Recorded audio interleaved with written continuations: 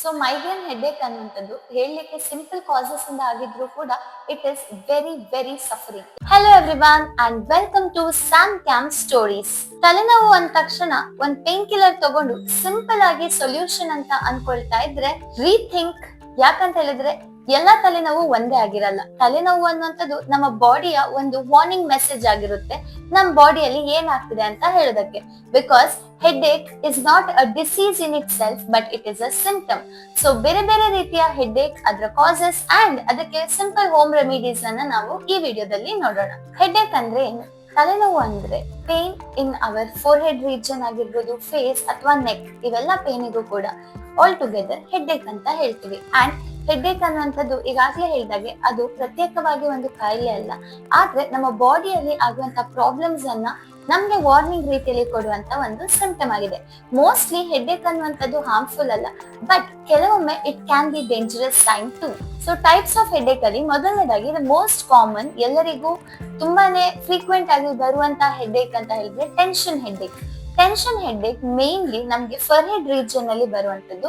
And tension headache ಇದು cause because of tension, stress, lack of sleep and ತುಂಬಾನೇ ಏನಾದ್ರೂ chronic thinking ಮಾಡ್ತಾ ನಾವು ತುಂಬಾ ಸ್ಟ್ರೆಸ್ ಅಲ್ಲಿ ಇದ್ರೆ ಟೆನ್ಷನ್ ಹೆಡ್ಏಕ್ ಬರುವಂತದ್ದು. ಸೊ ಇದಕ್ಕೆ ಸಿಂಪಲ್ ಹೋಮ್ ರೆಮಿಡಿ ಅಂತ ಹೇಳಿದ್ರೆ you can use any aromatherapy oil, peppermint oil ಅಥವಾ ಯಾವುದೇ ರೀತಿ ಒಂದು ಅರೋಮಾ ಥೆರಪಿ ನ್ಯಾಚುರಲ್ ಆಯಿಲ್ಸ್ ಅನ್ನ ಯೂಸ್ ಮಾಡಿ ಜೆಂಟಲ್ ಮಸಾಜ್ ಅನ್ನ ತಗೊಳ್ಬಹುದು, ಅಥವಾ warm compress and gentle neck stretching, gentle head massage, ಇದೆಲ್ಲ ಕೂಡ ಸ್ಟ್ರೆಸ್ ಗೆ ಹೆಲ್ಪ್ ಆಗುತ್ತೆ. ಅಂಡ್ ಇದು ಸಿಂಪ್ಟಮ್ಯಾಟಿಕ್ ರಿಲೀಫ್ ಅಷ್ಟೇ, ಬಟ್ ಪರ್ಮನೆಂಟ್ ಸೊಲ್ಯೂಷನ್ ಬೇಕು ಅಂತ ಹೇಳಿದ್ರೆ ನಾವು ಸ್ಟ್ರೆಸ್ ಅನ್ನ ಕಮ್ಮಿ ಮಾಡಿ V have to relax, we have to meditate, pranayama, breathing ಅನ್ನ ಪ್ರಾಕ್ಟೀಸ್ ಮಾಡುವಂತದ್ದು, ಲ್ಯಾಕ್ ಆಫ್ ಸ್ಲೀಪ್ ಅನ್ನ ಕರೆಕ್ಟ್ ಮಾಡ್ಕೊಂಡು correct 7 to 8 hours of sleep ಅನ್ನ ಪಡೆಯುವಂತದ್ದು is a permanent solution. So second type of ಇನ್ನೊಂದು ಕಾಮನ್ ಹೆಡ್ಏಕ್ ಅಂತ ಹೇಳಿದ್ರೆ ದಟ್ ಇಸ್ ಮೈಗ್ರೇನ್. ಮೈಗ್ರೇನ್ ಎನ್ನುವಂಥದ್ದು ಒಂದು ಥ್ರಾಬಿಂಗ್ ಶಾರ್ಪ್ ಶೂಟಿಂಗ್ ಪೇನ್ ಇರುವಂತ ಹೆಡ್ಏಕ್ ಆಗಿದ್ದು, ಇದು usually one side of the head ಅಂದ್ರೆ ನಮ್ಮ ಅರ್ಧ ಭಾಗ, ತಲೆಯ ಅರ್ಧ ಭಾಗದಲ್ಲಿ ಬರುತ್ತೆ. ಇದಕ್ಕೆ ಬೇರೆ ಬೇರೆ ರೀಸನ್ಸ್ ಇರುತ್ತೆ ಅಂಡ್ ಇದ್ರ ಜೊತೆಗೆ ಬೇರೆ ಸಿಂಪ್ಟಮ್ಸ್ ಅಂತ ಹೇಳಿದ್ರೆ ನಾಸಿಯಾ, ವಾಮಿಟಿಂಗ್, ಇಂಥ ಸಿಂಪ್ಟಮ್ಸ್ ಅನ್ನ ಕೂಡ ನಾವು ಕಾಣ್ಬೋದು. ಲೈಟ್ ಅಂಡ್ ಸೌಂಡ್ ಸೆನ್ಸಿಟಿವಿಟಿ, ಇದೆಲ್ಲದೂ ಕೂಡ ಮೈಗ್ರೇನಿನ ಕಾಮನ್ ಸಿಂಪ್ಟಮ್ಸ್ ಆಗಿದೆ. ಸೊ ಮೈಗ್ರೇನಿನ ಕಾಮನ್ ಕಾಸಸ್ ಏನು ಅಂತ ಕೇಳಿದ್ರೆ ಒನ್ ಇಸ್ ಸ್ಕಿಪ್ಪಿಂಗ್ ಮೀಲ್ಸ್. ಕೆಲವೊಮ್ಮೆ ನಾವು ಮೀಲ್ಸ್ ಅನ್ನ ಸ್ಕಿಪ್ ಮಾಡಿದಾಗ ಮೈಗ್ರೇನ್ ಟ್ರಿಗರ್ ಆಗೋ ಚಾನ್ಸಸ್ ಇರುತ್ತೆ. And next is light and sound sensitivity. Some individuals will have sensitivity towards sound and light. ನಾವು ಹೆವಿ ಸೌಂಡಿಗೆ ಹೋಗುವಂತದ್ದು ಅಥವಾ ತುಂಬಾನೇ ಸನ್ಲೈಟ್, ಬಿಸಿಲಿಗೆ ಹೋಗುವಂತದ್ದು, ಇದೆಲ್ಲದರಿಂದ ಕೂಡ ಮೈಗ್ರೇನ್ ಟ್ರಿಗರ್ ಆಗ್ಬೋದು. ಇದರ ಜೊತೆಗೇನೆ ಕೆಲವು ಫುಡ್ ಅಂದ್ರೆ ಡೈರಿ ಐಟಮ್ಸ್ ಅಥವಾ ಕೋಕೋ ಐಟಮ್ಸ್ ಅಂದ್ರೆ ಚಾಕ್ಲೇಟ್ ಅಥವಾ ಐಸ್ ಕ್ರೀಮ್, ಇಂಥ ಫುಡ್ ಐಟಮ್ಸ್ ಇಂದ ಕೂಡ ಕೆಲವೊಬ್ಬರಿಗೆ ಮೈಗ್ರೇನ್ ಟ್ರಿಗರ್ ಆಗೋ ಪಾಸಿಬಿಲಿಟಿ ಇರುತ್ತೆ.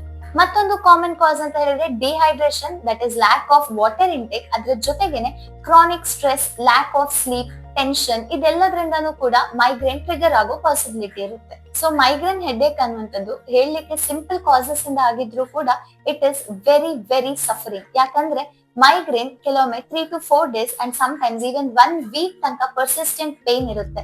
ಸೊ ಮೈಗ್ರೇನ್ ಅನ್ನ ನಾವು ಕಂಟ್ರೋಲ್ ಮಾಡುವಂತದ್ದು, ಮ್ಯಾನೇಜ್ ಮಾಡುವಂತದ್ದು ಇಸ್ ವೆರಿ ಇಂಪಾರ್ಟೆಂಟ್. ಹಾಗಾಗಿ ಇದಕ್ಕೆ ಕೆಲವೊಂದು ಸಿಂಪಲ್ ಹೋಮ್ ರೆಮಿಡೀಸ್ ಅನ್ನ ನೋಡೋಣ. ಮೊದಲನೇದು ಹಾಟ್ ಫುಟ್ ಇಮರ್ಷನ್.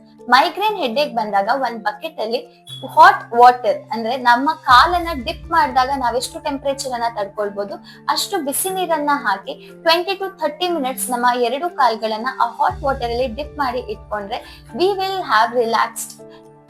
ಅದ್ರ ಜೊತೆಗೆ cold compress. Hot foot immersion ತಗೊಳ್ಬೇಕಾದ್ರೆ ಸೈಮಲ್ಟೇನಿಯಸ್ಲಿ ನಮ್ಗೆ ಪೇನ್ ಇರೋ ಏರಿಯಾದಲ್ಲಿ ಕೋಲ್ಡ್ ಕಂಪ್ರೆಸ್ ಅನ್ನ ತಗೊಳ್ಳೋದ್ರಿಂದ ಕೂಡ ನಮ್ಗೆ ಪೇನ್ ಅಲ್ಲಿ ರಿಲ್ಯಾಕ್ಸೇಷನ್ ಅನ್ನ ಕಾಣ್ಬೋದು. And most effective treatment for migraine ಅಂತ ಹೇಳಿದ್ರೆ ಆಕ್ಯುಪಂಕ್ಚರ್ ಅಂದ್ರೆ ಸೂಜಿ ಚಿಕಿತ್ಸೆ. ಸೊ ಎಲ್ಲಾದ್ರೂ ಒಂದು ಒಳ್ಳೆ ಆಕ್ಯುಪಂಕ್ಚರಿಸ್ಟ್, ನೇಚುರೋಪತಿ ಡಾಕ್ಟರ್ ಹತ್ರ ಹೋಗಿ ಆಕ್ಯುಪಂಕ್ಚರ್ ಟ್ರೀಟ್ಮೆಂಟ್ ಅನ್ನ 10 days ಕೋರ್ಸ್ ಅಲ್ಲಿ ತಗೊಂಡ್ರೆ many of the patients have find that as most effective treatment for migraine. So acupuncture ಗೆ ನಾವು ಡಾಕ್ಟರ್ ಹತ್ರ ಹೋಗ್ಬೇಕು, ಬಟ್ ಮನೇಲೆ ಕೆಲವು ಅಕ್ಯುಪ್ರೆಷರ್ ಪಾಯಿಂಟ್ಸ್ ಅನ್ನ ಕೂಡ ನಾವು ತಗೊಂಡು ರಿಲ್ಯಾಕ್ಸೇಷನ್ ಅನ್ನ ಕಾಣ್ಕೊಳ್ಬಹುದು. ಸೊ ಹೆಡ್ಏಕ್ ಗೆ ಅಕ್ಯುಪ್ರೆಷರ್ ಪಾಯಿಂಟ್ಸ್ ಅಲ್ಲಿ ನಮ್ಮ 4 ಫಿಂಗರಿನ ನಕಲ್ಸ್ ಅಂತ ಏನ್ ಹೇಳ್ತೀವಿ, ಈ ನಕಲ್ಸ್ ಅನ್ನ ಪ್ರೆಸ್ ಮಾಡೋದ್ರಿಂದ ನಮ್ಗೆ ಸ್ವಲ್ಪ ರಿಲೀಫ್ ಸಿಗುತ್ತೆ ಪೇನ್ ಇಂದ. ಅಂಡ್ ಅದ್ರ ಜೊತೆಗೇನೆ ಆಕ್ಯುಪಂಕ್ಚರ್ ಪಾಯಿಂಟ್ ಅಲ್ಲಿ LI4 ಅಂತ ಹೇಳುವಂತ ಈ ಒಂದು ಪಾಯಿಂಟ್ ಇದೆ. ನಮ್ಮ ಥಂಬ್ ಫಿಂಗರ್ ಮತ್ತು ನಮ್ಮ ಇಂಡೆಕ್ಸ್ ಫಿಂಗರ್ ಅನ್ನ ಜಾಯಿನ್ ಮಾಡಿ ಇಲ್ಲಿ ಬಲ್ಜ್ ಫಾರ್ಮ್ ಆದಾಗ ಅದರ ಹೈಯೆಸ್ಟ್ ಪಾಯಿಂಟ್ ಅನ್ನ ಪ್ರೆಸ್ ಮಾಡೋದ್ರಿಂದ ನಮ್ಗೆ ಸ್ವಲ್ಪ ರಿಲೀಫ್ ಸಿಗುತ್ತೆ. ಅಂಡ್ ನಮ್ಮ ಐಬ್ರೋನ ಮಿಡಲ್ ಪಾಯಿಂಟ್ ನಾವೇನು ಬಿಂದಿ ಇಡ್ತೀವಿ ಆ ಪಾಯಿಂಟ್ ಅಲ್ಲಿ ಪ್ರೆಸ್ ಮಾಡೋದ್ರಿಂದ ಕೂಡ ನಮ್ಗೆ ಹೆಡ್ಏಕ್ ಇಂದ ರಿಲೀಫ್ ಸಿಗುತ್ತೆ. ಸೊ ಇದೆಲ್ಲ ಸಿಂಟಮ್ಯಾಟಿಕ್ ರಿಲೀಫ್ ಅನ್ನ ಕೊಟ್ರೆ ನಮ್ಗೆ ಪರ್ಮನೆಂಟ್ ಸೊಲ್ಯೂಷನ್. ಆಲ್ವೇಸ್ ನಾವ್ ಇದ್ರ ಟ್ರಿಗರ್ ಪಾಯಿಂಟ್ ಏನು ಅಂತ ತಿಳ್ಕೊಳ್ಬೇಕು. ನಮ್ಗೆ ಯಾವ ಫುಡ್ ಇಂದ ಅಥವಾ ಯಾವ ಫ್ಯಾಕ್ಟರ್ ಇಂದ ಟ್ರಿಗರಿಂಗ್ ಆಗ್ತಾ ಇದೆ ಈ ಪೇನ್ ಅಂತ ತಿಳ್ಕೊಂಡು ನಾವು ಆ ಟ್ರಿಗರ್ಸ್ ಅನ್ನ ಅವಾಯ್ಡ್ ಮಾಡೋದು ಇಸ್ ಬೆಸ್ಟ್. ಅಂಡ್ ಅದರ ಜೊತೆಗೇನೆ ಸಫಿಶಿಯಂಟ್ ಅಮೌಂಟ್ ಆಫ್ ನೀರನ್ನ ಕುಡಿಯುವಂತದ್ದು, ಒಳ್ಳೆ ಬ್ಯಾಲೆನ್ಸ್ಡ್ ಡಯಟ್ ಅನ್ನ ತಗೊಳ್ಳೋದು, ಅಡಿಕ್ವೇಟ್ ಅಮೌಂಟ್ ಆಫ್ ಸ್ಲೀಪ್ ಅನ್ನ ಮೇಂಟೈನ್ ಮಾಡೋದ್ರಿಂದ we can fight the migraine very effectively. ಇನ್ನೊಂದು ಕಾಮನ್ ಟೈಪ್ ಆಫ್ ಹೆಡ್ಏಕ್ ಅಂತ ಹೇಳಿದ್ರೆ ಅದು sinus headache. So sinus cavities ಅಲ್ಲಿ ನಮ್ಗೆ ಮ್ಯೂಕಸ್ ಫಿಲ್ ಆಗಿ ನಮ್ಗೆ ಹೆಡ್ಏಕ್ ಬರುವಂತದ್ದು ಅಂತ ಹೇಳಿದ್ರೆ ನಮ್ಮ ಸ್ಕಲ್ ಅಲ್ಲಿ ಸೈನಸ್ ಕ್ಯಾವಿಟೀಸ್ ಇರುತ್ತೆ. ಆ ಕ್ಯಾವಿಟೀಸ್ ಒಳಗಡೆ ಕಫ ತುಂಬಿ ನಮ್ಗೆ ಹೆಡ್ಏಕ್ ಕಾಸ್ ಆಗ್ತದೆ. ಸೊ ಅಲ್ಲಿ ಹೆಡ್ಏಕ್ ಬರುವಾಗ ಸೈನಸ್ ಹೆಡ್ಏಕ್ ಅಲ್ಲಿ ಅರೌಂಡ್ ದ ಐಸ್, ಚೀಕ್ ಅಥವಾ ಫರ್ ಹೆಡ್ ಈ ರೀಜನ್ಸ್ ಅಲ್ಲಿ ಜಾಸ್ತಿ ಹೆಡ್ಏಕ್ ಅನ್ನ ನಾವು ಕಾಣ್ಬೋದು. ಅಂಡ್ ಅದ್ರ ಜೊತೆಗೆ ನಮ್ಗೆ ತಲೆ ಕೆಳಗಡೆ ಬಗ್ಸ್ಲಿಕ್ಕೆ ಆಗೋದಿಲ್ಲ, ತಲೆ ತುಂಬಾ ಹೆವಿ ಆಗುವಂತದ್ದು, ಜೊತೆಗೆ ನೇಸಲ್ ಕಂಜೆಷನ್, ಈ ಎಲ್ಲ ಸಿಂಪ್ಟಮ್ಸ್ ಇದ್ರೆ that is sinus headache. So ಇದು ಯೂಶುವಲಿ ಕಾಸ್ ಆಗುವಂತದ್ದು ಎಕ್ಸೆಸಿವ್ ಕೋಲ್ಡ್ ಆದಾಗ, ನಮ್ಗೆ ಸೈನಸೈಟಿಸ್ ಆಗಿ ಕಫ ತುಂಬಿಕೊಂಡಾಗ ಈ ರೀತಿಯ ಹೆಡ್ಏಕ್ ಅನ್ನ ನಾವು ಕಾಣ್ಬೋದು. ಇದಕ್ಕೆ ಎಫೆಕ್ಟಿವ್ ಆಗಿರುವಂತಹ ಹೋಮ್ ರೆಮಿಡೀಸ್ ಅಂಡ್ ಕೆಲವು ಪೇನ್ ರಿಲೀವಿಂಗ್ ಫ್ಯಾಕ್ಟರ್ಸ್ ಅಥವಾ ಸೊಲ್ಯೂಷನ್ ಅಂತ ಹೇಳಿದ್ರೆ ಫಸ್ಟ್ಲಿ ಸ್ಟೀಮ್ ತಗೊಳ್ಳುವಂತದ್ದು. ಸೊ ಸ್ಟೀಮ್ ಅಲ್ಲಿ ನಾವು ರಾಕ್ ಸಾಲ್ಟ್ ಅನ್ನ ಯೂಸ್ ಮಾಡಿ ಬಿಸಿ ಬಿಸಿ ಬಾಯ್ಲಿಂಗ್ ವಾಟರ್ ಗೆ ರಾಕ್ ಸಾಲ್ಟ್ ಹಾಕಿ ಸ್ಟೀಮ್ ತಗೊಳ್ಬಹುದು. ಅದರ ಜೊತೆಗೇನೆ ಯುಕ್ಯಾಲಿಪ್ಟಸ್ ಆಯಿಲ್ ಅನ್ನ ಕೂಡ ಹಾಕಿ ಸ್ಟೀಮ್ ತಗೊಳ್ಬಹುದು in case if we are not allergic to the eucalyptus oil. Eucalyptus oil ಅಂದ್ರೆ ನೀಲಗಿರಿ ಎಣ್ಣೆ. ಅದರ ಜೊತೆಗೇನೆ ನಾವು ಜಲನೇತಿ, ಸೂತ್ರನೇತಿ ಅಂತ ಹೇಳ್ತೀವಿ. ಸೊ ಲಾಂಗ್ ಟರ್ಮ್ ಅಲ್ಲಿ ಒಂದು ಒಳ್ಳೆ ಯೋಗ ಪ್ರಾಕ್ಟೀಷನರ್ ನೇಚುರೋಪತಿ ಡಾಕ್ಟರ್ ಹತ್ರ ಹೋಗಿ ಜಲನೇತಿ, ಸೂತ್ರನೇತಿ ಕ್ರಿಯಾಸ್ ಅನ್ನ ಕಲಿತು ಮಾಡೋದ್ರಿಂದ ನಾವ್ ಇದಕ್ಕೆ ಪರ್ಮನೆಂಟ್ ಸೊಲ್ಯೂಷನ್ ಅನ್ನ ಕೂಡ ಕಂಡ್ಕೊಳ್ಬಹುದು. ಅದರ ಜೊತೆಗೇನೆ ನಾವು ಆಕ್ಯುಪಂಕ್ಚರ್ ಟ್ರೀಟ್ಮೆಂಟ್ ಅನ್ನ ಕೂಡ ಸೈನಸೈಟಿಸ್ ಗೆ ತಗೊಳ್ಬಹುದು. It is very effective. So ಇನ್ನು ಸ್ವಲ್ಪ ಸಿಂಟಮ್ಯಾಟಿಕ್ ರಿಲೀಫ್ ಅಂತ ಹೇಳಿದ್ರೆ ವಾರ್ಮ್ ಕಂಪ್ರೆಸ್, ಬಿಸಿ ಶಾಖವನ್ನ ನಮ್ಗೆ ಪೇನ್ ಇದ್ದಲ್ಲಿ ಕೊಟ್ಕೊಳ್ಳುವಂತದ್ದು. ಅಂಡ್ ಅದ್ರ ಜೊತೆಗೆ ವಾರ್ಮ್ ಲಿಕ್ವಿಡ್ಸ್ ಅಂದ್ರೆ ಬಿಸಿ ನೀರು, ಕಷಾಯ ಇಂಥದ್ದೆಲ್ಲ ಕುಡಿಯೋದ್ರಿಂದ ನಮ್ಗೆ ಸಿಂಟಮ್ಯಾಟಿಕ್ ರಿಲೀಫ್ ಅನ್ನ ನಾವು ಕಾಣಬಹುದು. ಇನ್ನೊಂದು common type of headache in teenagers and Young adults ಅಂತ ಹೇಳಿದ್ರೆ ಸರ್ವೈಕೋಜೆನಿಕ್ ಹೆಡ್ಏಕ್. ಸರ್ವೈಕೋಜೆನಿಕ್ ಹೆಡ್ಏಕ್ ಅನ್ನುವಂಥದ್ದು ನಮ್ಗೆ ನಮ್ಮ ಕುತ್ತಿಗೆಯ ಹಿಂದಿನ ಭಾಗ ಮತ್ತು ಆಸಿಪಿಟಲ್ ರೀಜನ್ ಆಫ್ ದ ಹೆಡ್ ಅಲ್ಲಿಂದ ಸ್ಟಾರ್ಟ್ ಆಗಿ ಈವನ್ ಶೋಲ್ಡರ್ಸ್ ತನಕ ಕೂಡ ಎಕ್ಸ್ಟೆಂಡ್ ಆಗುತ್ತೆ. ಸೊ ಇದರ main cause is bad posture. ನಾವು ತುಂಬಾನೇ ಗ್ಯಾಜೆಟ್ಸ್ ಅನ್ನ ಯೂಸ್ ಮಾಡುವಾಗ ತಲೆಯನ್ನ ಬಗ್ಗಿಸಿ ನೋಡ್ಬೇಕಾದ್ರೆ ನಮ್ಮ ನೆಕ್ ಮಸಲ್ಸ್ ಗೆ ಸ್ಟ್ರೈನ್ ಆಗಿ ಕಾಸ್ ಆಗುವಂತ ಹೆಡ್ಏಕ್ ಇಸ್ ಸರ್ವೈಕೋಜೆನಿಕ್ ಹೆಡ್ಏಕ್. ಒಂದು ಬ್ಯಾಡ್ ಪೋಸ್ಚರ್ ಅಂಡ್ ನಮ್ಮ ನೆಕ್ ಮಸಲ್ಸ್ ವೀಕ್ ಇರೋದ್ರಿಂದ ಈ ಒಂದು ಹೆಡ್ಏಕ್ ಕಾಸ್ ಆಗುತ್ತೆ. ಸೊ ಇದಕ್ಕೆ ಸಿಂಪಲ್ ಸೊಲ್ಯೂಷನ್ ಅಂತ ಹೇಳಿದ್ರೆ ಮೇಂಟೈನ್ ಅ ಪ್ರಾಪರ್ ಪೋಸ್ಚರ್. ಯಾವತ್ತು ಸ್ಟ್ರೈಟ್ ಆಗಿ ಕುತ್ಕೊಳ್ಳುವಂತದ್ದು, ಈವನ್ ಚೇರ್ಸ್ ಅದಕ್ಕೆ ಡಿಸೈನ್ ಆಗಿರುವಂತಹ ಚೇರ್ಸ್ ಕೂಡ ಸಿಗುತ್ತೆ. ಸೊ ಆ ರೀತಿಯಾಗಿ ನಮ್ಮ ಪೋಸ್ಚರ್ ಅನ್ನ ಯಾವತ್ತೂ ಕೂಡ ಪ್ರಾಪರ್ ಆಗಿ ಮೇಂಟೈನ್ ಮಾಡ್ಬೇಕು. ಅದರ ಜೊತೆಗೇನೆ ಆದಷ್ಟು ಗ್ಯಾಜೆಟ್ಸ್ ಅನ್ನ ಈ ರೀತಿ ತಲೆ ಬಗ್ಸಿ ನೋಡುವಂತದನ್ನ ಅವಾಯ್ಡ್ ಮಾಡಿ ಈವನ್ ಸ್ಕ್ರೀನ್ ಟೈಮ್ ಅನ್ನ ಕಮ್ಮಿ ಮಾಡೋದ್ರಿಂದ ಕೂಡ ಈ ಹೆಡ್ಏಕ್ ಅನ್ನ ನಾವು ಕಂಟ್ರೋಲ್ ಗೆ ತರಬಹುದು. ಇನ್ನೊಂದು ಇಂಪಾರ್ಟೆಂಟ್ ಅಂತ ಹೇಳಿದ್ರೆ headache due to dehydration. So ನೀರು ಕಮ್ಮಿ ಆದಾಗ ಕೂಡ ನಮ್ಗೆ ಹೆಡ್ಏಕ್ ಕಾಸ್ ಆಗುತ್ತೆ.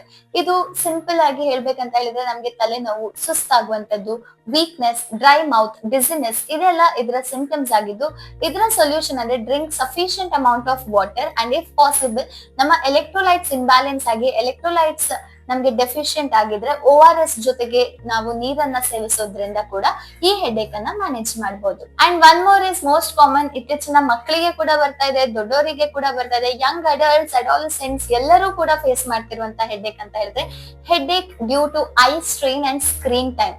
ಸೊ ಇತ್ತೀಚೆಗೆ ನಮ್ಮ ಮಾಡರ್ನೈಸ್ಡ್ ಆಗಿರುವಂತಹ ವರ್ಲ್ಡ್ ಅಲ್ಲಿ ನಮ್ಮ ಸ್ಕ್ರೀನ್ ಟೈಮ್ ಹೆಚ್ಚಾಗಿರೋದ್ರಿಂದ ನಮ್ಮ ಕಣ್ಣುಗಳಿಗೆ ತುಂಬಾನೇ ಸ್ಟ್ರೈನ್ ಆಗ್ತಾ ಇದೆ ಅಂಡ್ ಅದರಿಂದಾಗಿ ಕೂಡ ಹೆಡ್ಏಕ್ ಬರುತ್ತೆ. ಸೊ ಇದರ ಸೊಲ್ಯೂಷನ್ ಸಿಂಪಲ್ ಐ ಎಕ್ಸಸೈಸ್ ಅನ್ನ ನಾವು ಪ್ರಾಕ್ಟೀಸ್ ಮಾಡುವಂತದ್ದು. ಕೆಲವೊಮ್ಮೆ ಕಂಪಲ್ಷನ್ ಇಂದ ನಾವು ಸ್ಕ್ರೀನ್ ಟೈಮ್ ನಾವು ಕಮ್ಮಿ ಮಾಡ್ಲಿಕ್ಕೆ ಆಗೋದಿಲ್ಲ due to our work job ಅಂತ ಹೇಳಿದ್ರೆ ನಾವು ಐ ಎಕ್ಸಸೈಸ್ ಮಾಡುವಂತದ್ದು, ವೀಕ್ಲಿ ಒನ್ಸ್ ತ್ರಾಟಕ ಅನ್ನುವಂತ ಕ್ರಿಯಾ ಸೆಷನ್ ಅನ್ನ ನಾವು ಪ್ರಾಕ್ಟೀಸ್ ಮಾಡುವಂತದ್ದು. ಅಂಡ್ ಅದರ ಜೊತೆಗೇನೆ ಆದಷ್ಟು ನಾವು ಬ್ಲೂ ಲೈಟ್ ಫಿಲ್ಟರ್ ಸ್ಪೆಕ್ಟಿಕಲ್ಸ್ ಅನ್ನ ಯೂಸ್ ಮಾಡುವಂತದ್ದು. ಇದೆಲ್ಲದ್ರಿಂದ ಕೂಡ ನಮ್ಮ ಹೆಡ್ಏಕ್ ಅನ್ನ ಕಂಟ್ರೋಲ್ ಮಾಡಬಹುದು. But in case if you can avoid screen time then that's the best solution. ಆದಷ್ಟು ಸ್ಕ್ರೀನ್ ಟೈಮ್ ಅನ್ನ ಕಮ್ಮಿ ಮಾಡಿ, better sleep, better relaxation and no headache. So ನಾವು ಇನ್ ಬ್ರೀಫ್ ಸೂಪರ್ಫಿಷಿಯಲ್ ಆಗಿ ಬೇರೆ ಬೇರೆ ರೀತಿಯ ಹೆಡ್ಏಕ್ಸ್ ಬಗ್ಗೆ ಈ ವಿಡಿಯೋದಲ್ಲಿ ನೋಡಿದ್ವಿ. ಬಟ್ ನಿಮ್ಮ ಹೆಡ್ಏಕ್ ಈ ಯಾವುದೇ ಕ್ಯಾಟಗರಿಗೆ ಮ್ಯಾಚ್ ಆಗದೆ ನಿಮ್ಗೆ ಸಿವಿಯರ್ ಹೆಡ್ಏಕ್ ಬರ್ತಾ ಇದೆ, ವಾಮಿಟಿಂಗ್ ಸೆನ್ಸೇಷನ್ ಬರ್ತಾ ಇದೆ ಅಂಡ್ ಅದರ ಜೊತೆಗೇನೆ ನೀವು ವಾಮಿಟಿಂಗ್ ಆಗ್ತಾ ಇದೆ ಅಂಡ್ ಅದರ ಹಿಂದೆ ಯಾವತ್ತಾದ್ರೂ ಹೆಡ್ ಇಂಜುರಿ ಆಗಿತ್ತು, ಈ ರೀತಿಯ ಹಿಸ್ಟ್ರಿ ಇದ್ರೆ ನೀವು ತಲೆನೋವು ಬಂದಾಗ ಒಂದು ಮೆಡಿಕಲ್ ಪ್ರೊಫೆಷನಲ್ ಹತ್ರ ಹೋಗಿ ಕನ್ಸಲ್ಟೇಷನ್ ತಗೊಳ್ಳೋದು is the best decision. Because ಯಾವತ್ತೂ ಕೂಡ ನಮಗ್ ನಾವೇ ಡಾಕ್ಟರ್ ಆಗ್ಬಾರ್ದು. It can be some other cause, it can be some severe reasons like brain tumour, ಇಂಥದ್ದು ಕೂಡ ಆಗಿರಬಹುದು. ಸೊ ಹಾಗಾಗಿ do not take risk. If your headache is severe and uncontrollable then please consult a medical professional. So headache ಅನ್ನುವಂಥದ್ದು ಇವತ್ತಿನ ಒಂದು modernised world ಅಲ್ಲಿ it has become the most common thing for every one. ಆದ್ರೆ ನಾವ್ ಅದನ್ನ effective ಆಗಿ manage ಮಾಡ್ಬೇಕು, cure ಮಾಡ್ಬೇಕು ಅಂತ ಹೇಳಿದ್ರೆ the best and the only one solution is a better life style. ನಮ್ಮ ಫುಡ್ ಆಗಿರಬಹುದು, ನಮ್ಮ ಸ್ಲೀಪಿಂಗ್ ಹ್ಯಾಬಿಟ್ಸ್, ನಮ್ಮ ಸ್ಟ್ರೆಸ್ ಮ್ಯಾನೇಜ್ಮೆಂಟ್, ಇವೆಲ್ಲದನ್ನು ಕೂಡ ಸರಿ ಮಾಡ್ಕೊಂಡಾಗ ನಾವು ರೂಟ್ ಕಾಸ್ ಇಂದ ನಮ್ಮ ಯಾವುದೇ ಸಿಂಪ್ಟಮ್ ಅನ್ನ, ನಮ್ಮ ಯಾವುದೇ ಡಿಸೀಸ್ ಅನ್ನ ಕ್ಯೂರ್ ಮಾಡ್ಬೋದು. So have a better lifestyle, have good amount of sleep, practice pranayamas, meditations ಆಗಿರಬಹುದು, ಆಮೇಲೆ ಒಂದು ಒಳ್ಳೆ ಬ್ಯಾಲೆನ್ಸ್ಡ್ ಮೀಲ್ ಅನ್ನ ತಗೊಳ್ಳುವಂಥದ್ದು, ಸಫಿಶಿಯಂಟ್ ಅಮೌಂಟ್ ಆಫ್ ವಾಟರ್ ಅನ್ನ ತಗೊಳ್ಳುವಂಥದ್ದು. ಇದೆಲ್ಲ ಪ್ರಾಕ್ಟೀಸ್ ಮಾಡಿದಾಗ eventually you will observe that you will have a better lifestyle altogether. So ಈ ವಿಡಿಯೋ ನಿಮ್ಗೆ ಯೂಸ್ಫುಲ್ ಅನ್ಸಿ, ನಿಮ್ಗೆ ಯಾವ್ದಾದ್ರು ಹೆಡ್ಏಕ್ ಇದೆ ಹಾಗೆ ಅದಕ್ಕೆ ಇದರಲ್ಲಿ ಸೊಲ್ಯೂಷನ್ ಸಿಕ್ತು ಅಂತ ಅನ್ಸಿದ್ರೆ ಇದನ್ನ ಶೇರ್ ಮಾಡಿ, ಲೈಕ್ ಮಾಡಿ ಅಂಡ್ ಸಬ್ಸ್ಕ್ರೈಬ್ ಮಾಡಿ for more such informative and insightful videos.